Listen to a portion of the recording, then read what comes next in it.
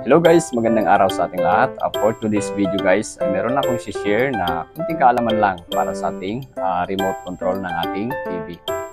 Magagamit natin to guys kapag emergency na nawala yung isang piraso ng battery natin, nalobat yung isang piraso ng battery natin. Pwede natin gamitin tong pamamaraan na to. So paano yun guys? Natin magagamit tong remote control natin kahit walang battery. So ayan guys, nakikita nyo, mayroong isang putol ng lapis na dilaw, tsaka isang battery. Bali kanina guys, nag-try ako ng ibang brand ng lapis dito na ginagamit ko sa pagdodrawing pero hindi siya gumana.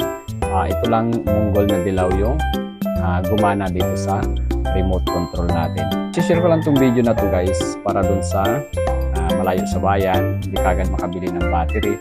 Pwede natin gamitin itong pamamaraan na to para magamit natin itong remote control ng ating TV. Para patunayan yan guys na gumagana nga itong remote control natin na mayroong isang battery at saka isang putol ng lapis. Itatry natin dito sa TV namin kung gagana nga talaga. So tara guys, try natin.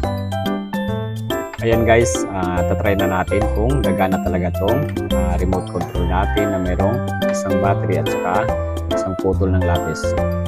Susubukan na natin guys kung mabubuksan niya talaga. So ayan guys, nakita natin na gumana itong remote control natin. So pwede natin gawin to guys kapag malayo tayo sa bayan, biglang nawala yung battery natin, nalubat. Pwede natin gamitin itong papalit, itong munggol na dilaw na lapis. So ayan lang guys, maraming salamat sa panonood guys. Sana meron kayong natutunan sa video natin ngayon. So kita-kits ulit sa sunod nating video. Bye bye!